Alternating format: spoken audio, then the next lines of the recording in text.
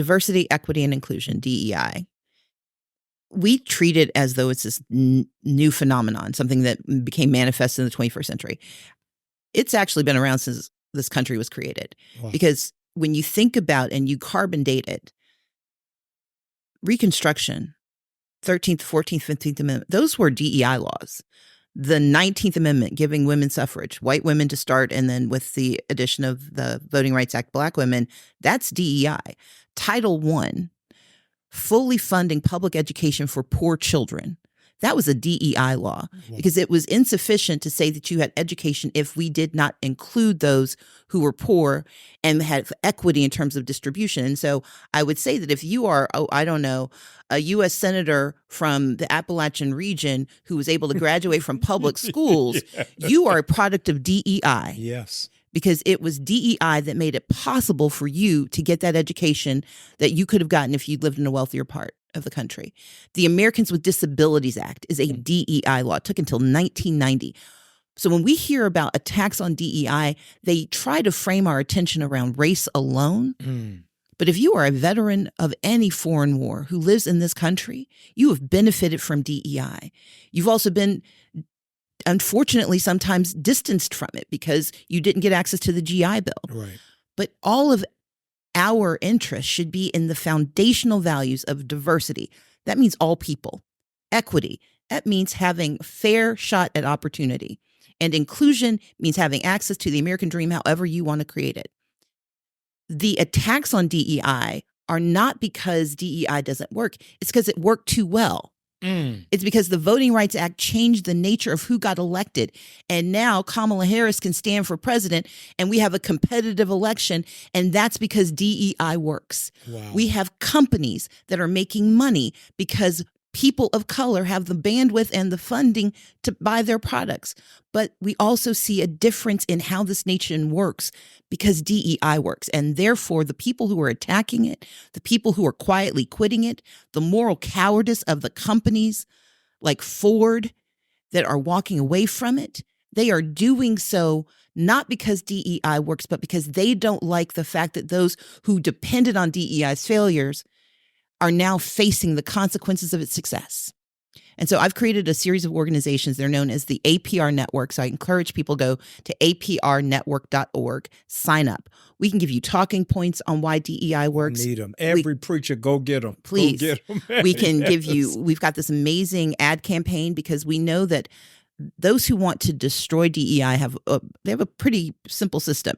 Yeah. It's you demonize the language, make us pretend we don't like DEI, try to make us change our name. Yeah. You litigate, you sue Fearless Fund, you sue CBS for hiring writers, you sue to dismantle the Americans with Disabilities Act, and then you legislate. You pass laws like in Georgia and in Florida and in Texas where you say we can't tell the truth. You can ban books because they tell the history of our country.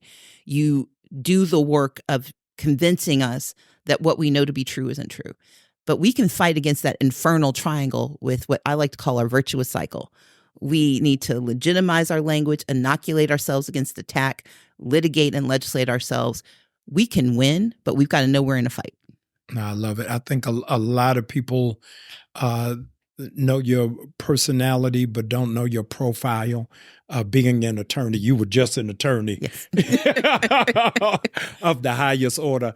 I want you to talk about two things because when we vote for the president, a lot of people don't understand the Supreme Court is at stake. Yes.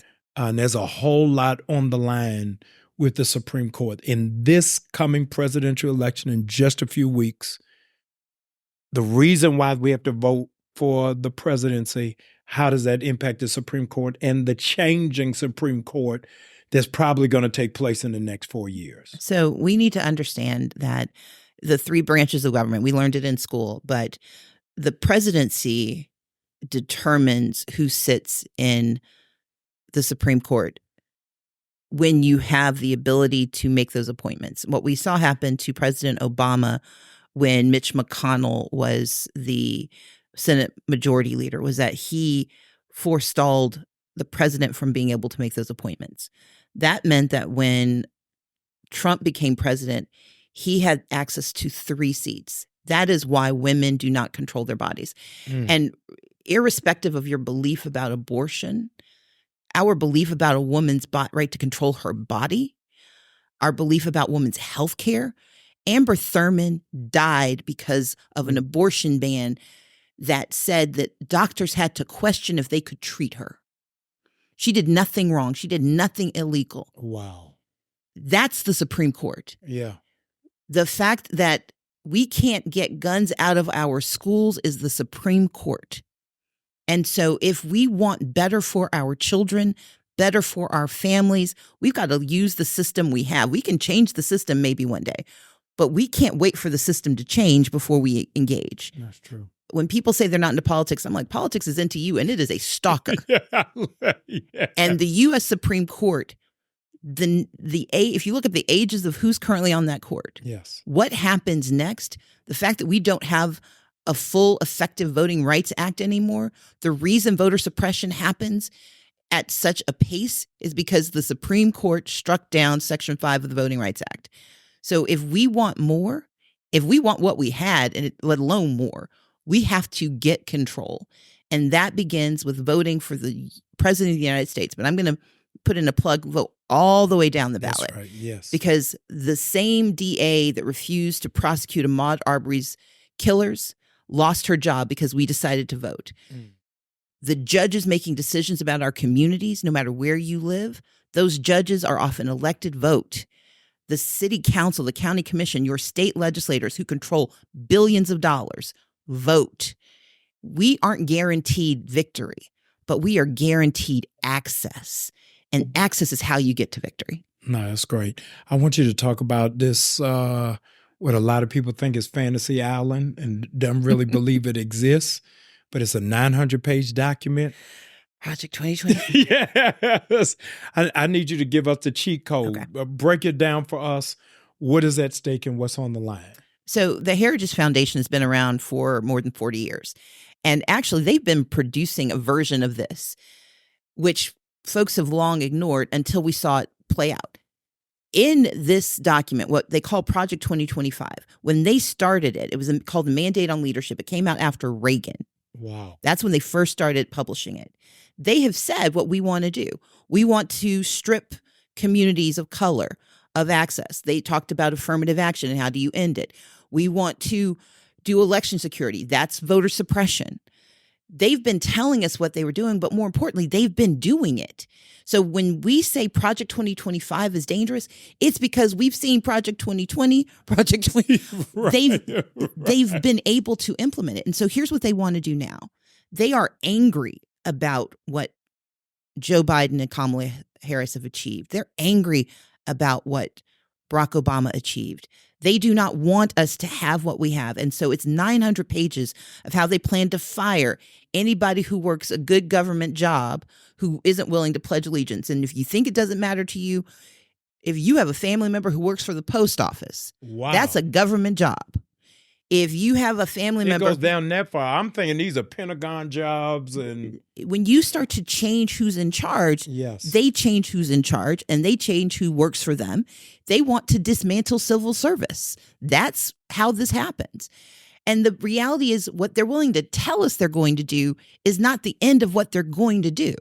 And so the reason I invoke the post office receives funding from the federal government. Right. Louis DeJoy is a federal employee, but there are so many others. We just have to recognize that the minute you break the dam and you say you can start to interfere in the employment of government workers who are not political appointees, that reaches everyone. When you say that DEI is going to be pulled out of every part, that means that the Small Business Administration, which has a responsibility to make sure that capital gets to Black and brown small businesses, to women-owned businesses, that's going to end. They've already sued to close down the Minority Business Development Agency, which has helped create millions of small businesses. Yeah. All of those things will be not just under attack, they will be dismantled. And it doesn't take much because look at how far we slipped back in 8 years. They've written down, they've told us what they're going to do.